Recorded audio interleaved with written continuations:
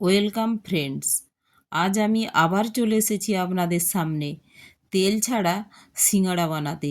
তার জন্য আমার লাগছে দেখুন 200 গ্রাম ময়দা, আলু, মটরশুঁটি, পেঁয়াজ, টমেটো, আদা, রসুন, সামান্য অয়েল, হলুদ, লবণ, জিরে ও ধনে গুঁড়ো ও রোস্টেড করার জন্য আমার লাগছে গোটা ধনে, জিরে, জোয়ান, শুকনো লঙ্কা, দারচিনি, এলাচ, লবঙ্গ, তেজপাতা। এই কটা উপকরণ একসাথে আমি রোস্ট করে নেব। এটা রোস্ট করে একটু পিষে নেব। এখন আমি ময়দাটা একটি পাত্রে ঢেলে নিলাম। ঢেলে ওর মধ্যে দিয়ে দিলাম স্বাদ মতো লবণ, এবং আমি ওতে আরও একটু জোয়ান হাতে করে ক্র্যাশ করে এর মধ্যে দিয়ে দেব, যাতে ফ্লেভারটা একটু ভালো আসে। জোয়ানের ফ্লেভার আমাদের ভালোই লাগে। এবার এর মধ্যে দিয়ে দেব আমি ময়ানের জন্য রিফাইন অয়েল। দেখুন আমি লবণটা দিচ্ছি পিঙ্ক কালার। আপনারা ভাববেন লবণের কালার, এটা কিন্তু পিঙ্ক সল্ট।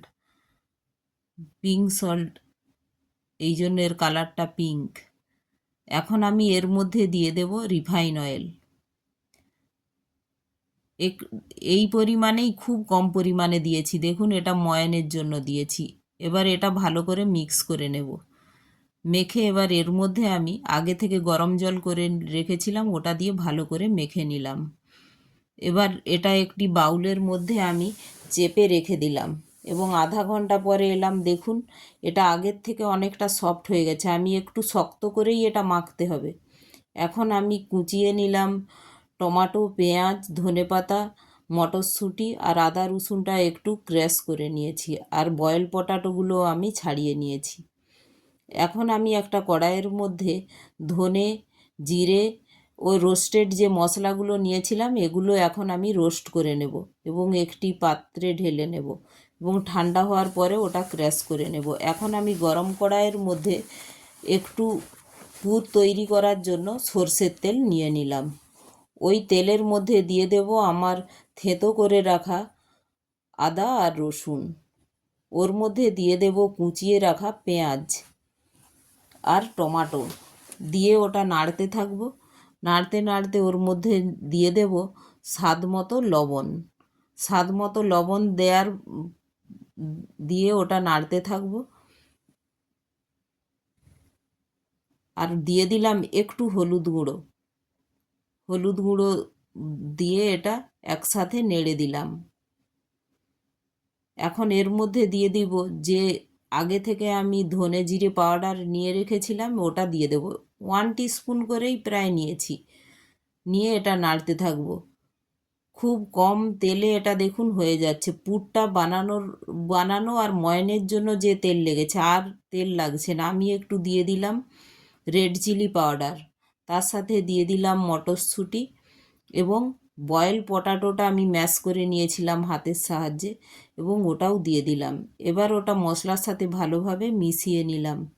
দেখুন এইভাবে নাড়তে নাড়তে দেখবেন অনেকটা শক্ত হয়ে যাচ্ছে আলুটা, ময়েশ্চার কমে গিয়েছে। এখন রোস্ট করে রাখা যে মশলা, ওটা দিয়ে দিলাম, তার সাথে দিয়ে দিলাম ধনেপাতা কুচি, দিয়ে এটা ভালো করে মিক্স করে নিলাম। দেখুন এভাবে হয়ে যাবে। একটু শক্তই হবে। আলু আলুতে যে ময়েশ্চারটা থাকে ওটা চলে যাবে, এবং কড়াইয়ে দেখুন এখন এইভাবে এটা পুরোটা আমার কমপ্লিট হয়ে গেল। এখন আমি ময়দা থেকে লেচি কেটে নিলাম, এবং এটা এভাবে বেলে নিলাম। একবারে রাউন্ড শেপ করবেন না, একটু ওভেল টাইপের করবেন। করে এটা মাঝ বরাবর দেখুন এইভাবে কেটে নেবেন। মাঝ বরাবর কেটে যে পাশটা আপনি কেটে রেখেছেন, ওই সাইডটা আপনি নিচের রেখে ওই সোজাই আপনি আঙুলে করে এইভাবেই জল লাগিয়ে নেবেন। এইভাবেই মাঝখানটা যে কেটেছিলাম ওটা নিচের দিকে থাকবে, এবং ওটা ট্রাইঅ্যাঙ্গেল শেপ করে আমি এইভাবেই দেখুন এইভাবে একটু চেপে নেব।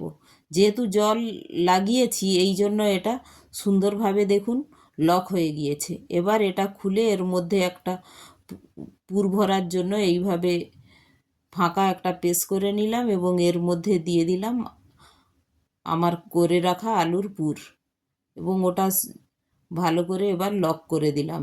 এইভাবেই ওই ওর সামনেটায়ও আমি ওই লক করার সামনেটায়ও একটু আঙুলে করে জল লাগিয়ে নিয়েছি। এইভাবে দেখুন বানিয়ে নিয়েছি এতগুলো। আমি আর একটা দেখিয়ে দিচ্ছি আপনাদের কিভাবে।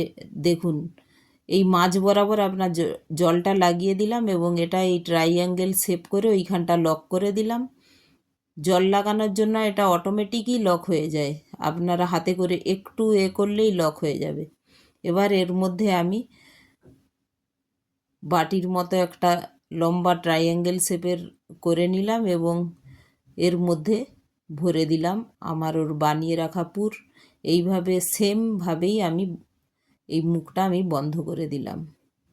এতে যেহেতু আমি তেল দিয়ে ভাজছি না, তো মুখটা খুলে যাওয়ারও ভয় নেই। আর এভাবে জল লাগিয়ে আপনারা লক করলে কোনো সময়ই খোলে না। এভাবে আপনারা অয়েলেও ভেজে নিতে পারেন। আমি তেল ছাড়া বানাচ্ছি বলে এটা এয়ার ফ্রায়ারে বানিয়ে নিচ্ছি। দেখুন এইভাবে আমি পরপর এক একটা সাজিয়ে নিলাম। সবগুলো আমার সাজানো হয়ে গেছে। এখন আমি এটা এয়ার ফ্রায়ারের মধ্যে দিয়ে দেব। এবার এয়ার ফ্রায়ার আমার অন হয়ে যাবে। আগে থেকে অন করে দিয়েছি, এটা দেওয়ার সঙ্গে সঙ্গে এটা অটোমেটিক অন হয়ে গেল। এবং এটা এবার আমি সুইচটা অন করে দেখুন 15 মিনিট দেখাচ্ছে, তার মানে 15 মিনিটেই এটা কমপ্লিট হয়ে যাবে। বেকিংয়ে দিয়ে দিয়েছি, এটা রোস্টেড হবে, তাই বেকিংয়ে দিয়ে দিয়েছি। 15 মিনিট নিয়েছে, 15 মিনিটেই আমার সিঙড়া কমপ্লিট হয়ে যাবে। দেখুন এখন সাদা দেখাচ্ছে। আমি কিছুক্ষণ পরে এটা এসে দেখব। দেখুন হালকা রেড রেড এসেছে, কত সুন্দর দেখাচ্ছে দেখুন। এখন 15 মিনিট হয়ে গিয়েছে এবং ওখানে দেখাচ্ছে এন্ড হয়ে গিয়েছে। তো এখন আমি আপনাদের দেখাবো কি কি সমোসাটা কিভাবে, দেখুন কত সুন্দর হয়ে গিয়েছে। এই দেখুন ব্রাউন কালার এসে গিয়েছে। ট্রে সমেত আপনাদের বের করে দেখাচ্ছি। দেখুন লাইট ব্রাউন কালার এসেছে। আমার সিঙড়া কমপ্লিট হয়ে গেছে। আপনারা এইভাবে বানাবেন এবং এইভাবে পরিবেশন করবেন, দেখবেন এর টেস্টটা এত সুন্দর লাগে। যেহেতু তেল ছাড়া, তো শরীরের পক্ষে খুবই ভালো। আপনারা একবার অবশ্যই বাড়িতে ট্রাই করবেন। Thank you.